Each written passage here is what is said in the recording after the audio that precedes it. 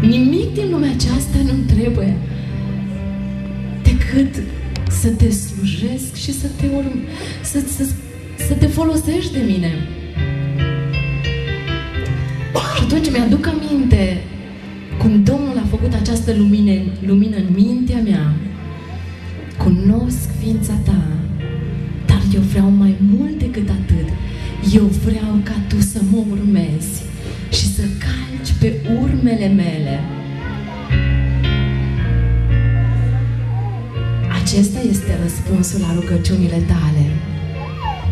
Este omul pentru care tu te-ai rugat, omul pentru care eu te-am format și te-am pregătit. Urmează. Glorie Domnului! Că atunci când ne cheamă la o lucrare, ne și capacitează.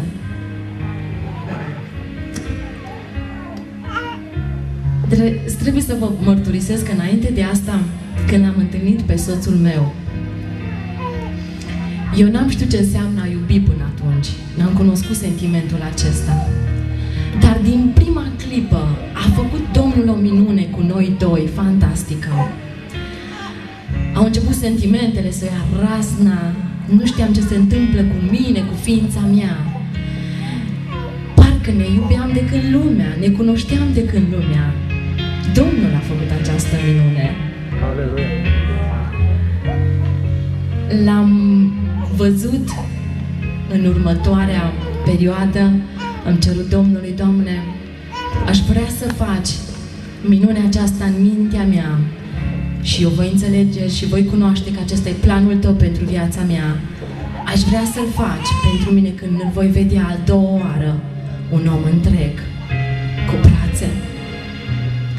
Și vă mărturisesc că minunea aceasta s-a produs, iar pentru mine el este întreg. Dragii mei, Domnul face minuni. Când îl chemi în sinceritate, el deschide drumuri, el schimbă inimi, se coboară în cămăruța ta și te mângâie, te ridică, îți vorbește pe limba ta. De aceea merită să călătorești cu el. Amin, Doamne. Au început 6 luni de zile de post și rugăciune. Când am rugat amândoi pe Domnul să ne vorbească într-un mod personal. Așa cum am spus, m-am gândit că căsătoria nu este o joacă. Și căsătoria nu o faci pentru o zi, pentru 2 zile. Și nu-mi permiteam să merg pe acest drum, mai ales că era o căsătorie deosebită, fără călăuzirea directă, profundă a lui Dumnezeu. Și în această perioadă Dumnezeu ne-a vorbit într-un mod deosebit. În primul rând, mie personal mi-a vorbit prin cuvântul Lui. Aveam un timp deosebit cu Domnul, părtășia mea de dimineață era atât de importantă. Învățam inima înaintea Domnului, vorbeam cu Domnul prin rugăciune, iar El îmi vorbea prin cuvântul Lui. Primeam în fiecare dimineață câte o promisiune din partea Lui, câte o încurajare, o mângâiere. Mă îmbărbăta, mă încuraja, îmi dădea noi puteri să merg mai departe. Ultimul semn care l-am pus înaintea lui Dumnezeu a fost ca părinții mei să fie de acord cu căsătoria noastră. Când soțul a auzit că eu vreau să fac lucrul acesta, mi-a spus să nu cumva să le spui la ei mei despre el, pentru că dacă o să audă despre mine cum sunt, cum arăt, poate nu o să te lase să te căsătorești cu mine. Mi-aduc aminte că i-am spus: eu atâta știu că Domnul tot ceea ce începe duce la bun sfârșit. El este, cum nimeni altul, credincios cuvântului Său. Așa că hai să-L vedem lucrând și în direcția aceasta pe Domnul. Și atât de frumos a lucrat Dumnezeu. Într-o seară, mama mea a venit la mine în cameră. Mi-a dăruit Domnul un har deosebit. Har înseamnă lucru nemeritat. Mi-a făcut harul acesta să mă nasc într-o familie deosebită. 9 copii la părinți suntem. Oameni ai lui Dumnezeu, oameni care călătoreau cu Dumnezeu, oameni care trăiau cu Dumnezeu. Am crescut într-o familie foarte modestă, dar mi-aduc aminte de seriile de rugăciune.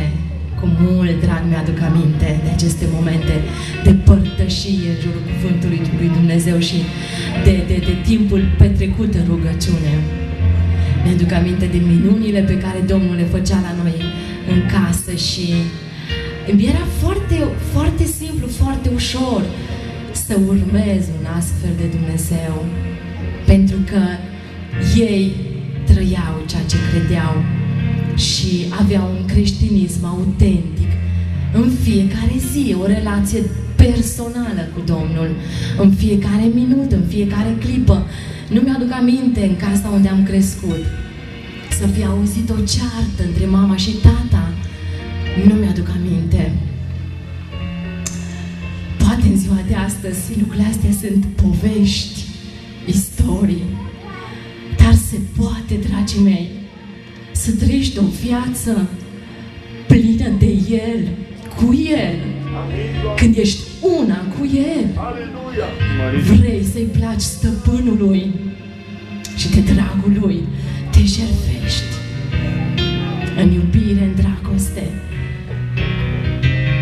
Mi-aduc aminte ca mama mea să-l fi contrazis pe tatăl meu, ci în supunere, în ascultare, ne-a crescut și a dat prioritatea de tată și cap al familiei.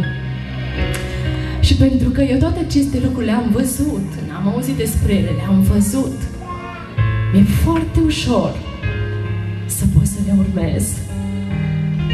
Când iubești, te supui de drag stăpânului. Și într-o seară, mama mea a venit la mine în cameră și mi-aduc aminte că mi-a spus: Ligia, eu știu că eu cu tatăl tău ne rugăm pentru voi copii și eu știu că băiatul cu care tu te rogi, băiatul cu care tu vorbești, este din partea lui Dumnezeu. Și nu mi-a plăcut să aud lucrul acesta, pentru că mama mea nu știa nimic despre el. Stai puțin, așteaptă să-ți povestesc despre el, să-ți spun cum arată, cum este, după aia poți să-mi spui că e de la Domnul. Dacă mai poți să spui lucrul acesta. Nu. Eu cu tatăl tău ne rugăm pentru voi copii, într-un mod deosebit. Domnul ne va binecuvânta în acest sens. Nu eram pregătită să-i povestesc despre el, dar în cele din urmă mi-aduc aminte de seara aceea când i-am povestit accidentul care l-a avut soțul meu, faptul că a rămas fără mâini. A început să plângă și eu împreună cu ea, ne-am prăbușit înaintea Domnului, am îngenunchiat înaintea Domnului, am început să lăudăm pe Domnul într-un mod deosebit ea, să-L preamărească, să-L proslăvească. Iar în cele din urmă a fost cea mai mare încurajare pe care eu am putut să o primesc pe acest pământ. Slăvit să fie Domnul, că te-a găsit vrednică să faci această lucrare. Să știi că mama te va susține totdeauna în rugăciune. Dragii mei, nu l-am văzut pe soțul meu decât în ziua anunții, dar a fost suficient pentru ea să înțeleagă și să știe că aceasta este voia lui Dumnezeu pentru fata ei. Și așa cum spune Biblia, voia lui Dumnezeu este cea mai bună, cea mai plăcută, dar și cea mai desăvârșită. Și de multe ori poate neînțeleasă de noi, nepătrunsă, poate nu de multe ori convine, dar când te lași pe brațul Domnului, n-ai cum să dai greș. De aceea merită să lași pe El să ia decizii și să lucreze prin tine și cu tine. A fost cea mai mare zi din viața mea când mama mea a fost de acord cu căsătoria noastră. Mi-aduc aminte de tata. El era destul de îngrijorat de decizia noastră și destul de frământat. Oarecum nu mă înțelegeam. Știu că de câte ori mă întâlneam cu el îmi punea aceleași întrebări. Bine te vei căsători, dar tu gândește-te bine că acest băiat